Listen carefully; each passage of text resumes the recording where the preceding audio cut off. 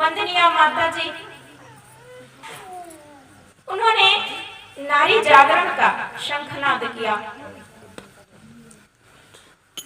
नारियों की पीड़ा को वो समझती थी, उनकी क्या दशा थी समाज में, उसके उत्थान के लिए वो सदैव अंदर से पीड़ित रहती थी कि कैसे नारी उत्थान हुई। हमारी जो बहनें हैं, जो माताएं हैं, कैसे समाज में आगे बढ़े, जिससे जो समाज की आधी शक्ति कही जाती है वो नारी, उसका जागरण हो सके। तो उन्होंने नारी जागरण का शंखनाद किया। और आज देखिए हमारे इस कार्यक्रम में गांव, ये छोटा सा गांव है और इस गांव में भी आप जैसे कितनी सारी महिलाएं इस कथा में, इस कार्यक्रम में अपना भाग ग्रहण करने के लिए आई हैं। समय बदलता है, समय के साथ बहुत कुछ बदलता है और आज हम अपने आसपास अनुभव करते हैं कि नारियां भी समाज में बहुत ऊंचे ऊंचे पदों को पा रही हैं और बहुत आगे निकल रही हैं। शिक्षा के क्षेत्र में भी बहुत आगे बढ़ गई हैं और शिक्षा प्राप्त करके बहुत ऊंचे ऊंचे पदों को पा लिया है। इसमें कोई संदेह नहीं है कि नारी आज सब कुछ करने में सक्षम है,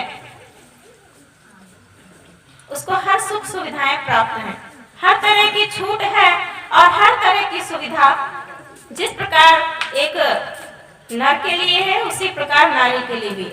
हमारे संविधान में भी बराबर की हिस्सेदारी नारी को प्राप्त है। तो हर जगह नर के समान नारी का स्थान हो, या तो बहुत प्राचीन समय से बात चलती आ रही है, एक नारी के मन में, नारी के हृदय में ये बात सदैव होती थी कि हमारे अंदर भी वही गुण है, वही प्रतिभाएं हैं। हमारे पुराणों में, हमारे वेदों में कहा गया है, यत्र नार्यस्तु पूज्यते रमन्ते तत्र देवता। केवल यह एक युक्त बन करके रह गई थी, इसको केवल सुनने में अच्छा लगा करता था कुछ समय पहले, क्योंकि नारी की जो दशा थी वो इतनी दयनीय थी कि ये उक्ति यत्र नार्यस्तु पूज्यते रमन्ते तत्र देवता बिल्कुल ही विपरीत थी। लेकिन आज हम अपने समाज में देख सकते हैं, अनुभव कर सकते हैं कि नारियों को बराबर की हिस्सेदारी मिल रही है। तो क्यों ना हम उस अवसर का लाभ उठाएं। नारी जागरण की बात कही जाती है, नारियां जाग रही हैं, अपने अस्तित्व को पहचान रही हैं, अपनी प्रतिभाओं को पहचान कर उन्हें आगे बढ़ाकर समाज में अपना योगदान दे रही हैं। लेकिन बहुत कुछ उत्थान हो रहा है, बहुत कुछ आगे बढ़ रही हैं नारियां। जैसा कि हमने अभी कहा कि ऊंचे ऊंचे पदों पर जा रही हैं, बहुत कुछ प्राप्त कर रही हैं और हमारे समाज को दे भी रही हैं। किंतु इन सब की आड़ में कुछ ऐसा भी है जिसे हम सब भूलते जा रहे हैं, जो एक नारी के गौरव को, गरिमा को बढ़ाने में, उसको बनाए रखने में बहुत ही आवश्यक है। कुछ तो है जिसको हम सब भूल रहे हैं। निश्चित रूप से हम पढ़ रहे हैं, ऊंची ऊंची डिग्रियां प्राप्त कर रहे हैं, नौकरियां प्राप्त कर रहे हैं, नौकरियां कर रहे हैं और जो भी हमारे लक्ष्य हम बनाते हैं उनको प्राप्त कर रहे हैं। किंतु जीवन का लक्ष्य हमारा क्या है, ये हम भूलते जा रहे हैं। हमने एकमात्र लक्ष्य इस समय समझ रखा है कि जिसके पास पैसा है, जिसके पास धन है, जिसके पास सुविधाएं हैं, वही सबसे बड़ा सुखी व्यक्ति है। और उसी ओर हम सब का सारा जो भी साधना है, आराधना है, उपासना है, सब उसी की तरफ लग गई है, धनार्जन की ओर। घर में यदि दो व्यक्ति हैं, पति पत्नी, पति अच्छे से कमाता है, फिर भी पत्नी को कमाने की आवश्यकता पड़ती है, क्योंकि क्या है उसके पीछे, जो कुछ भी उनको प्राप्त है उसमें वो संतुष्ट नहीं होते हैं, और अधिक पाने की इच्छा और अधिक पाने की लालसा बढ़ती जाती है। और इसमें होता क्या है, हम बाहर निकलते हैं, पति और पत्नी दोनों ही सिर्फ धनार्जन के उद्देश्य को लेकर निकल पड़ते हैं और सोचते हैं कि हम सारे साधन, सारी सुविधाएं एकत्र कर लेंगे, सारे सुख हमको मिल जाएंगे, सारे वैभव प्राप्त कर लेंगे। साथ में होता क्या है, होता ये है कि दोनों तो अपनी अपनी दिशा में चल पड़ते हैं, और परिवार जो एक नारी की जिम्मेदारी होती है, साथ में एक नर की भी बराबर भूमिका रहती है उसमें। क्या होता है परिवार में कि हम अपने परिवार में बच्चों को सुसंस्कार दें, ये पति और पत्नी दोनों का कर्तव्य होता है। पहले हुआ क्या करता था, एक जिम्मेदारी होती थी कि पति धनार्जन करेगा, बाहर से कमा के लाएगा, बाहर से या जैसे भी वो धनार्जन करता है, अपने किसी भी काम को करके, व्यवसाय को करके अपने घर के लिए पर्याप्त साधन सुविधा जुटाता है, जिससे कि उसका परिवार अच्छे से फलित होता है, पोषित होता है।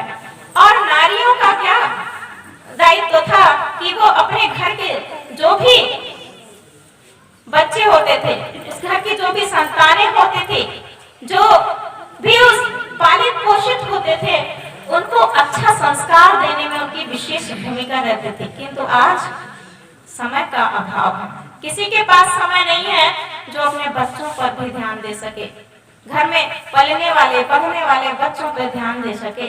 आप देख रहे होंगे घर घर में आजकल तो मोबाइल की विशेष दौड़ चल रही है, हर बच्चे के हाथ में आप मोबाइल सेट पा जाएंगे, उसमें कहानियां, तरह तरह के कार्टून्स और गेम्स खेलते हुए बच्चे मिल जाएंगे, और वही संस्कार बचपन से उनको मिलते रहते हैं, और उसी के अनुसार वे कार्टून बनते चले जाते हैं। और फिर हम ये शिकायत करते हैं कि बच्चे बहुत उद्दंड हो रहे हैं आजकल के। शुरू से वो उद्दंडता को ही देख रहे हैं, तरह तरह के मायावी जालों को उसमें देखते हैं, वो जो सत्य नहीं होते हैं, असत्य पर टिके होते हैं, और वो उनको सत्य मान करके चलते हैं, अपनी कल्पनाओं में जीने लगते हैं।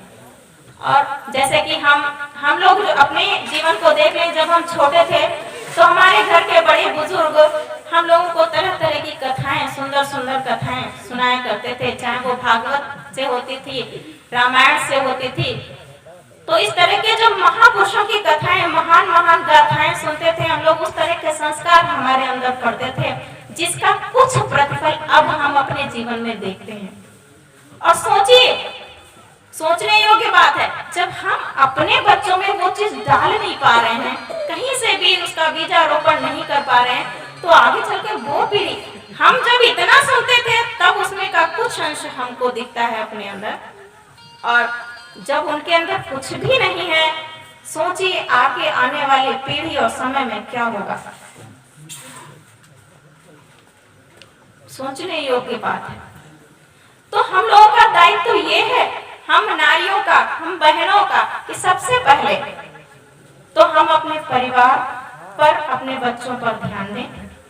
हाँ, निश्चित है, बहुत घरों में ऐसी भी दिक्कतें होती हैं कि आज का युग ऐसा है कि धनार्जन के बिना कुछ भी संभव नहीं होता है।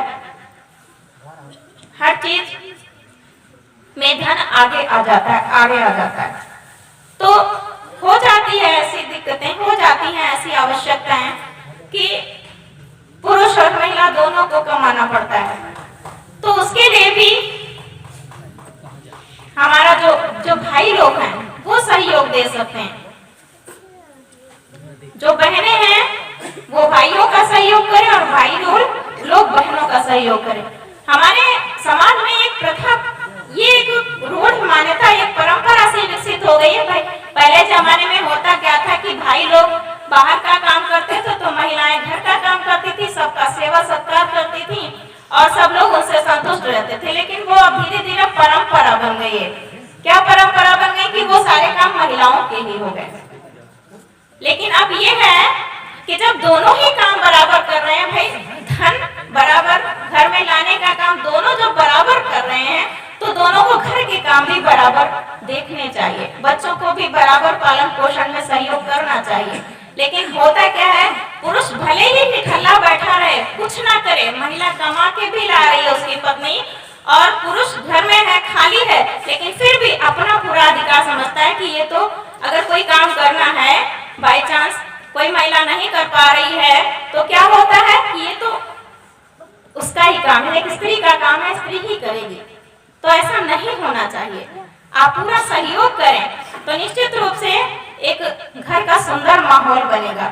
और होता ये कि कभी कभी होता है कि अगर कोई पुरुष अपनी पत्नी का सहयोग करना भी चाहे तो बहुत देखने में आता है समाज में कि घर के जो अन्य लोग होते हैं वो उनको एक गलत दृष्टि से देखते हैं, चिढ़ाने के दृष्टि से, और फिर उस चिढ़ के कारण लोग नहीं सहयोग कर पाते हैं।